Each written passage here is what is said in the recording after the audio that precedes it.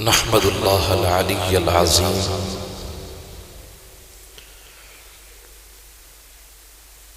ونصلی ونسلم علی رسولہ الکریم اما بعد فاعوذ باللہ من الشیطان الرجیم بسم اللہ الرحمن الرحیم فتبارک اللہ احسن الخالقین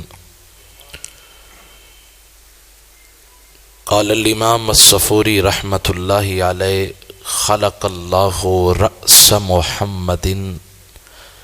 صلی اللہ علیہ وسلم من البرکہ وأذنیہ من الغیرۃ وعینیہ من الحیاء ولسانہ من الذکر وشفتیہ من التسبیح ووجہہ من الرضا وصدرہ من الاخلاص وقلبہ من الرحمت وفؤادہ من الشفقت وریقہ من عسلها وشعرہ من نبات الجنہ ولحمہ من مسکها وعظمہ من الیمن الى آخرہ او کما قال الامام الصفوری رحمۃ اللہ علیہ قال النبی صلی اللہ تعالی علیہ وآلہ وسلم من کان لہ فرطان ادخلہ اللہ بہما الجنہ قالت عائشہ رضی اللہ تعالی عنہا ومن لم یکن لہ فرط من امتک من کان لہ فرط من امتک قال النبی صلی اللہ علیہ وآلہ وسلم ومن کان یا موفقۃ ومن لم یکن لہ فرط من امتی انا فرط امتی لن یصابوا بمثلی او کما قالت عائشہ رضی اللہ تعالی عنہا صدق اللہ العظیم وصدق رسولہ النبی الکریم الامین ونحن علی ذلک لمن الشاہدین والشاکرین والحمد للہ رب العالمین ان اللہ وملائکتہ یصلون علی النبی یا ایہا الذین آمنوا صلوا علیہ وسلموا تسلیما۔ تمام احباب پڑھ لیں الصلاۃ والسلام علیک یا سیدی یا رسول اللہ، الصلاۃ والسلام علیک یا سیدی یا حبیب اللہ وعلی آلک و اصحابک و اہل بیتک یا سیدی یا راحت العاشقین۔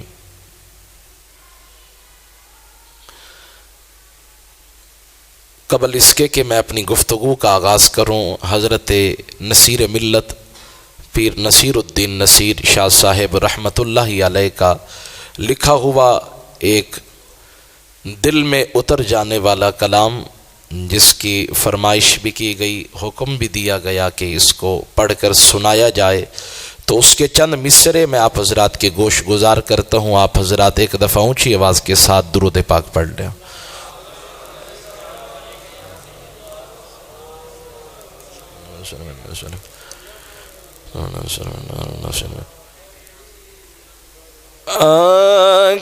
اکثروئے مصطفیٰ سے ایسی زیبائی ملی، اکثروئے مصطفیٰ سے ایسی زیبائی ملی، اکثروئے مصطفیٰ سے ایسی زیبائی ملی، کھل اٹھا رنگ چمن پھولوں کو رعنائی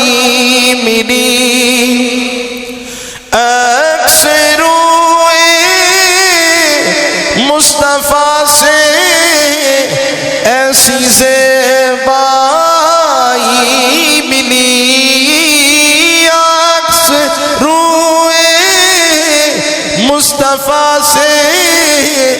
ایسی زیبائی ملی کھل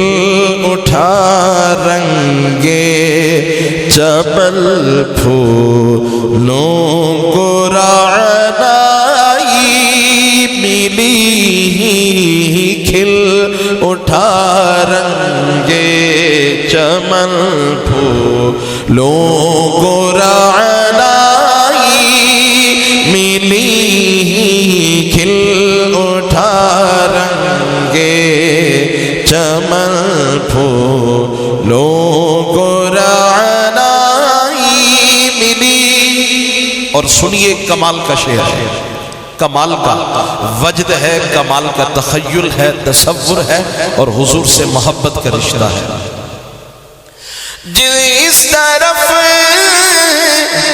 اٹھی نگاہیں محفل کونین میں، جس طرف اٹھی نگاہیں محفل کونین میں، جس طرف اٹھی نگاہیں محفل کونین میں، رحمت للعالمین کی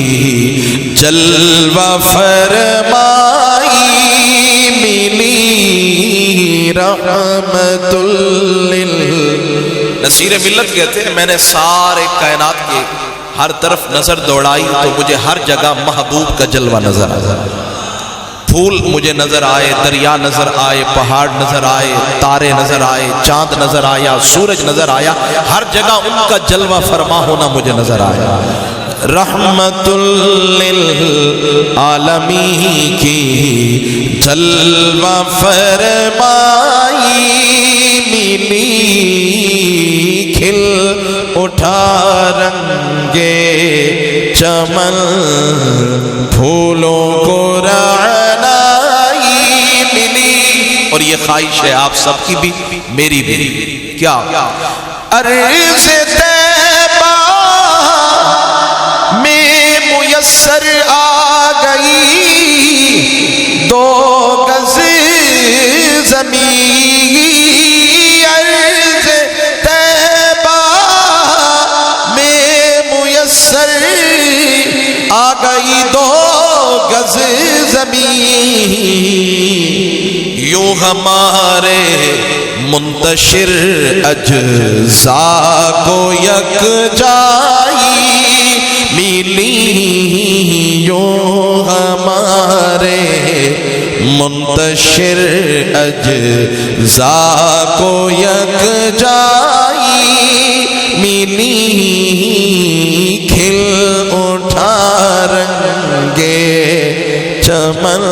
پھولوں کو رعنائی ملی۔ اور جو ان کے غلام بن جاتے ہیں ان کو ملتا کیا ہے؟ ان کے قدموں میں ہے تاج و تخت ہفت اقلیم کے، ان کے قدموں میں ہے تاج و تخت ہفت اقلیم کے، آپ کے ادنا غلاموں کو وہ دارائی ملی، کھل اٹھا رنگے چمن پھولوں کو رعنائی ملی۔ اور آخری دو شعر پڑھ رہا ہوں، اور یہ دونوں حاصل کلام شعر ہیں، کمال کے شعر ہے، اور نصیر ملت کا جو گہرائی میں اتر کر حضور کے عشق میں ڈوب کر لکھنے کا سلیقہ ہے وہ ابھر کر سامنے آ جاتا ہے۔ شاہ صاحب رحمت اللہ علیہ پر اعلیٰ حضرت گولڑوی کی خاص نگاہ کرم ہے، یہ ان دو شعروں سے سمجھ آ جاتی ہے۔ بغیر عشق مصطفیٰ میں، بغیر عشق مصطفیٰ کا ماجرا کیا ہو بیان، بغیر عشق مصطفیٰ کا ماجرا ہو کیا بیان، لطف آیا ڈوبنے کا جتنی گہرائی ملی، لطف آیا ڈوبنے کا۔ ویسے تو جتنے سمندر ہے دریا ہے، غرق ہو جائیں تو انسان کی زندگی ختم ہو جاتی ہے۔ پیر نصیر الدین شاہ صاحب فرماتے ہیں، فرمایا ایک سمندر ایسا ہے جو حضور کے عشق کا ہے، جتنا بندہ گہرائی میں اترتا ہے اتنا زیادہ مزہ آتا ہے۔ لطف آیا ڈوبنے کا جتنی گہرائی ملی، لطف آیا ڈوبنے کا جتنی گہرائی ملی۔ اور مقطع سماعت کیجئے، نصیر الدین شاہ صاحب کہتے ہیں کہ میں جو آج کھڑا ہوں میرے پیچھے ہاتھ کس کا ہے، میں کس کی طاقت کی وجہ سے کھڑا ہوں۔ نصیر الدین شاہ صاحب رحمت اللہ علیہ اپنے تمام کمالات کا سارا کچھ جو ہے جن کے در پہ ڈالتے ہیں وہ سماعت کیجئے۔ چادر زغرا کا سایہ ہے میرے سر پر نصیب، چادر زغرا کا سایہ ہے میرے سر پر نصیب، فیض نسبت دیکھیے نسبت بھی زہرائی ملی، فیض نسبت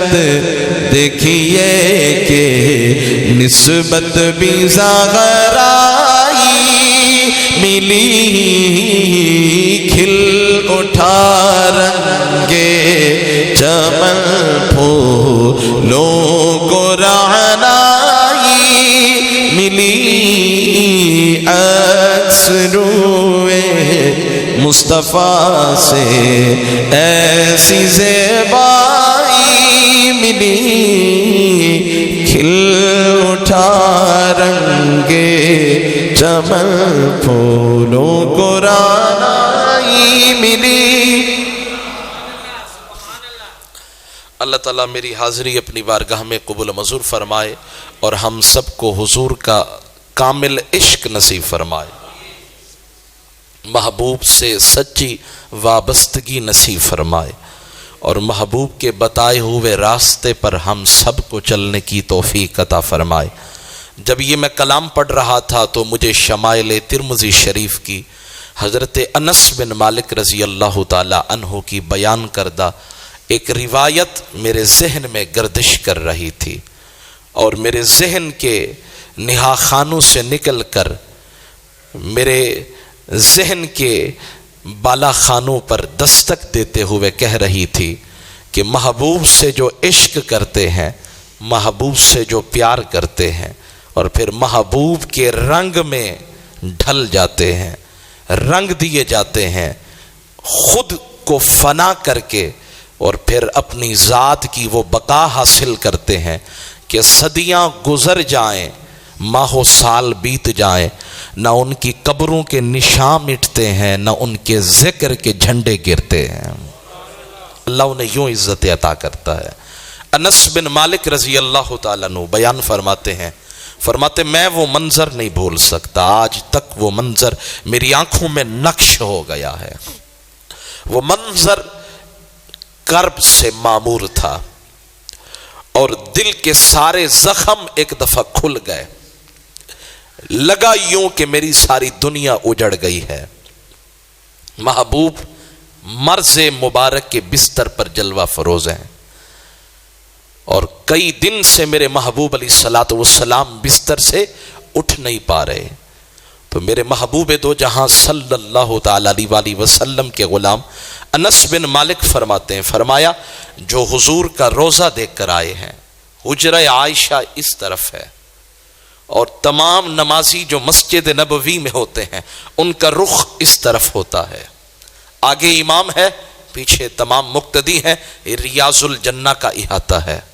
اور یہ حضرت عائشہ صدیقہ رضی اللہ تعالی عنہا کا وہ حجرہ مبارک ہے جس میں مکین گنبد خضرا جلوہ فروز ہیں اور وہ سنہری جالیاں لگی ہوئی ہیں، اور اس کے ساتھ ہی اصحاب صفہ کا وہ چبوترا ہے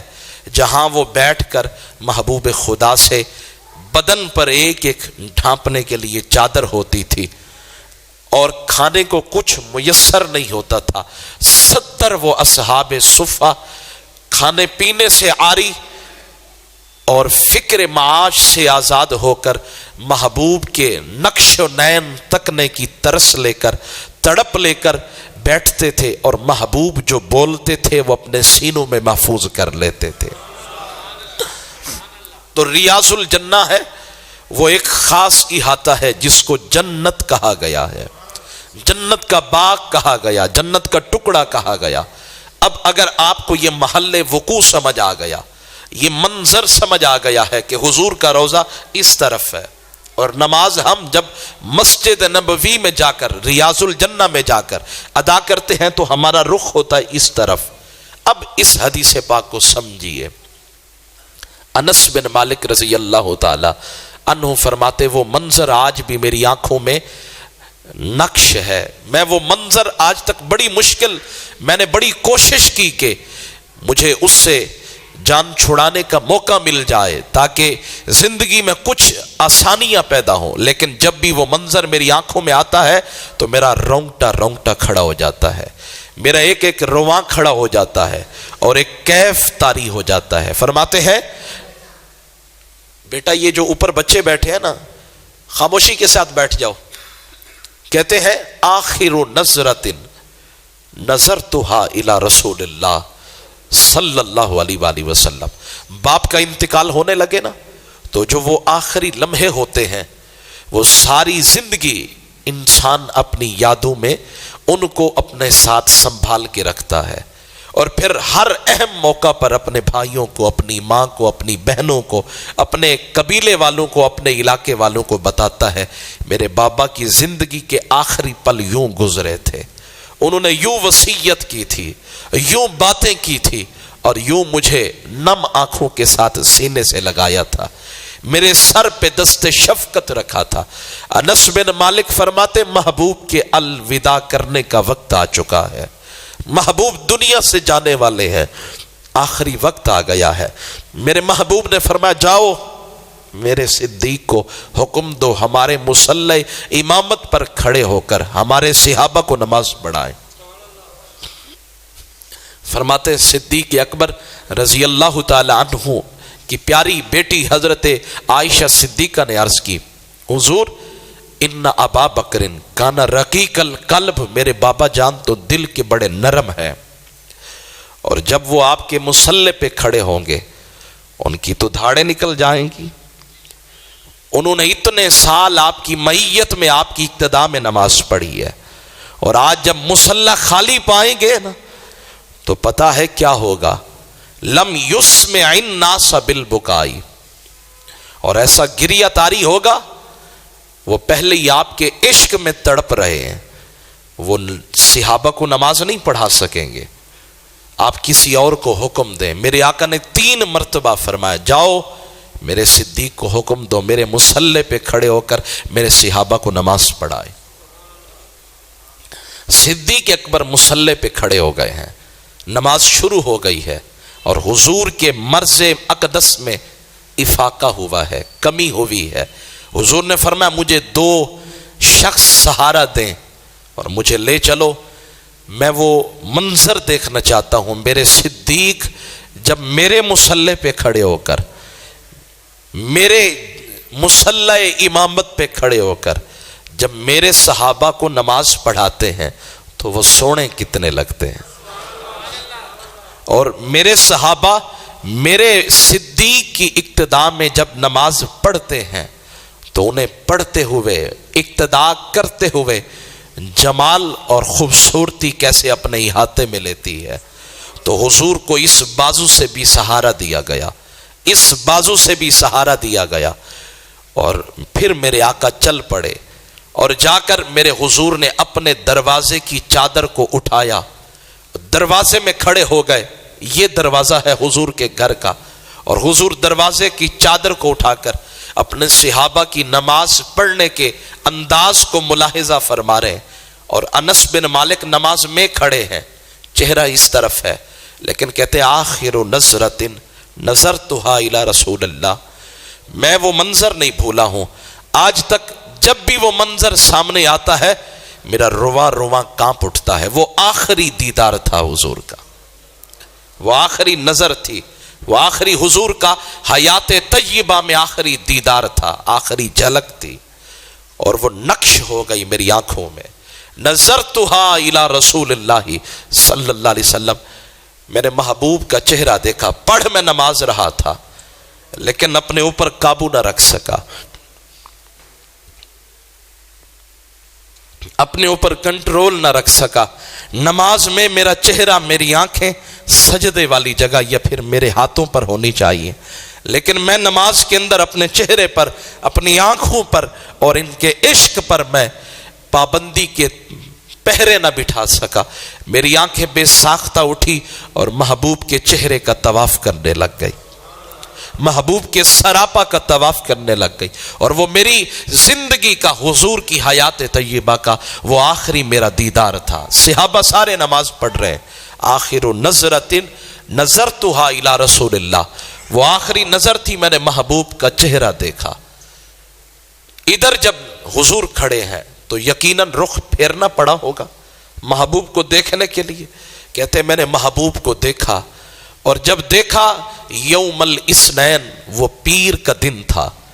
میرے حضور علیہ الصلوۃ والسلام پیر کے دن اپنے حجرے کی چادر اٹھا کر صحابہ کی نماز کو اور صدیق کی امامت کو مشاہدہ فرما رہے، ملاحظہ فرما رہے. اور میرے حضور کھڑے ہیں، دو صحابہ نے کاندھوں سے سہارا دے رکھا ہے، حضور کے قدم زمین پہ نہیں لگ رہے. اور انس بن مالک فرماتے ہیں میں نے پھر وہ منظر دیکھا، محبوب کا جب چہرہ دیکھا، اتنی غور سے دیکھا، اتنی غور سے دیکھا. فرماتے ہیں کأن وجہہ ورقۃ مصحف. فرمایا یوں لگا حضور کا چہرہ قرآن کا ورق ہے، حضور کا چہرہ قرآن کا ورق ہے. میں نے محبوب کا چہرہ دیکھا اور پھر سب کچھ بھول گیا. فرماتے ہیں صرف میں نے نہیں دیکھا، پھر سب صحابہ نے حضور کا چہرہ دیکھا. نماز میں دیکھا ہے، نماز ہو رہی ہے، نماز ٹوٹی نہیں ہے، نماز رکی نہیں ہے، نماز میں وقفہ بھی نہیں آیا، نماز جاری ہے. اور نماز میں ہی تعظیم مصطفیٰ بھی ہو رہی ہے، دیدار حبیب خدا بھی ہو رہا ہے. اور امام ترمذی شمائل ترمذی شریف میں لکھ کر ہمارے دلوں پر ایک کیفیت طاری کر رہے ہیں. کہتے ہیں انس بن مالک فرماتے ہیں نظرتها الی رسول اللہ. میں نے محبوب کا چہرہ دیکھا اور یوں لگا جیسے حضور کا چہرہ قرآن کا ورق ہے، مصحف ہے. فرماتے ہیں صرف میں نے نہیں دیکھا، اب صحابہ کو بھی پتہ لگنے لگا کہ محبوب اپنے حجرے کی چادر اٹھا کر سامنے آئے کھڑے ہیں. اب یہ حدیث پاک کے الفاظ ہیں. فرمایا کاد الناس ان یضطربوا، قریب تھا کہ صحابہ میں ہلچل مچ جاتی، صحابہ میں بے چینی اور اضطراب کی لہر دوڑ جاتی. صحابہ نے اچانک جب اپنی بے چینی اور بے قراری کا اظہار کرنے کا ارادہ فرمایا تو میرے حضور نے اشارہ فرمایا اپنی جگہ ٹھہرے رہو. تمہیں صدیق کی امامت میں نماز پڑھتے ہوئے آج جو تسکین مجھے ملی ہے تمہیں نہیں پتا، جو قرار مجھے ملا ہے تمہیں نہیں پتا. آج لطف آ گیا ہے. اب صحابہ کرام نے کوشش کی کہ حضور کا دیدار تو کر رہے ہیں لیکن تعظیم بھی بجا لائیں اور حضور کو جگہ دیں. میرے آقا نے فرمایا نہیں نہیں، تم اپنی جگہ ٹھہرے رہو، تم نماز ادا کرو، میں تو دیکھنے آیا تھا میرے صدیق جب میرے مصلی پہ کھڑے ہو کر نماز پڑھاتے ہیں تو وہ پڑھاتے ہوئے کتنے سونے لگتے ہیں اور تم پڑھتے ہوئے کتنے سونے لگتے ہیں۔ تو حضور علیہ الصلوۃ والسلام سے حضرت انس فرماتے وہ آخری دیدار تھا، پھر حضور کا انتقال ہو گیا، پھر حضور کے وصال کے بعد ہمیں دیدار نصیب ہوا، تو وہ منظر میں آج تک بھولا نہیں ہوں۔ بتائیں ذرا اگر ان کو دیدار ہوا ہے تو حضور نے ہمیں بھی خالی نہیں چھوڑا، ہمیں بھی تنہا نہیں چھوڑا ہے، ہمارے لیے بھی حصہ رکھا ہے، اور وہ کیا ہے؟ فرمایا من رآنی فی المنام، جس نے خواب میں میرا دیدار کیا،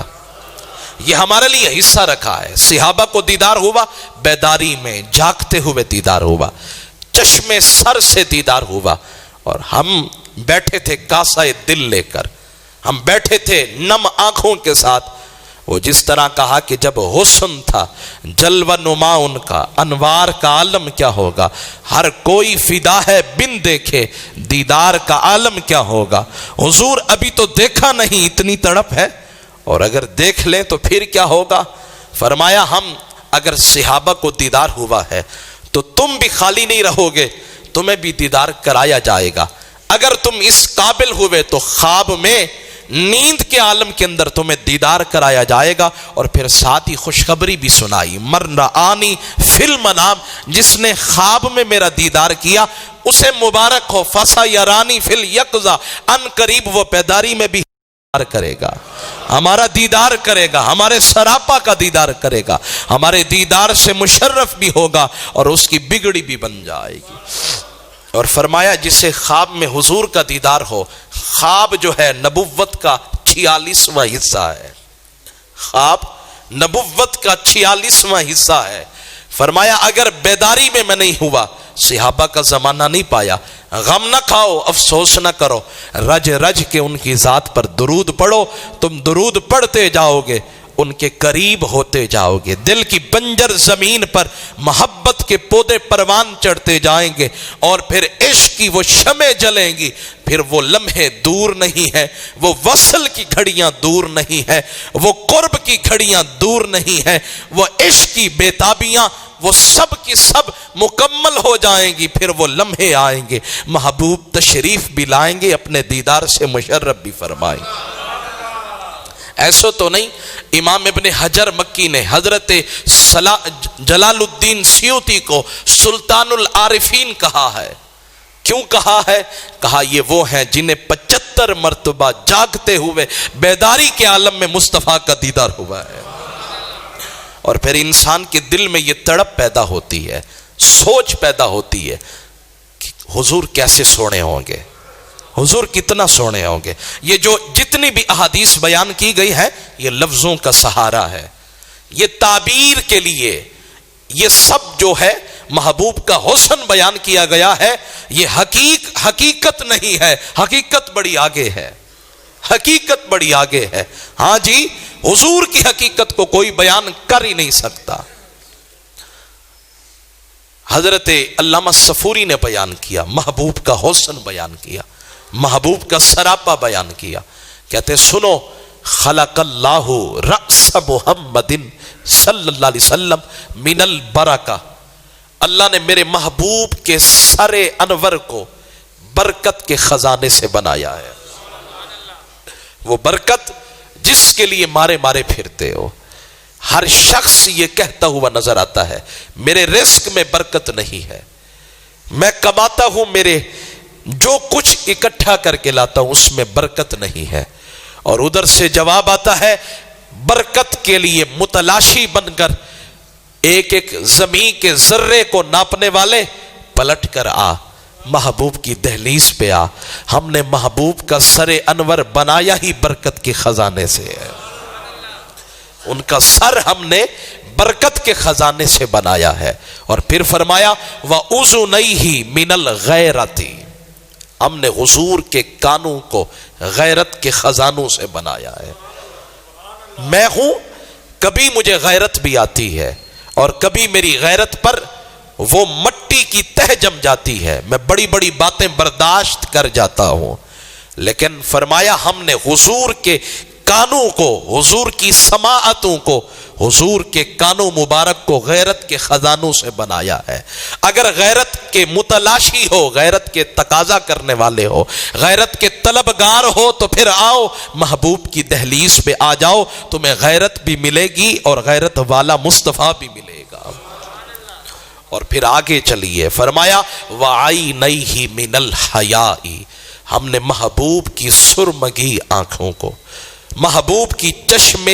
مبارک کو، حضور کی نرگسی چشمان کرم کو ہم نے حیا کے خزانوں سے بنایا ہے۔ آج ہر شخص میں، ہر شخص اگر نہ کہوں تو ہر گھر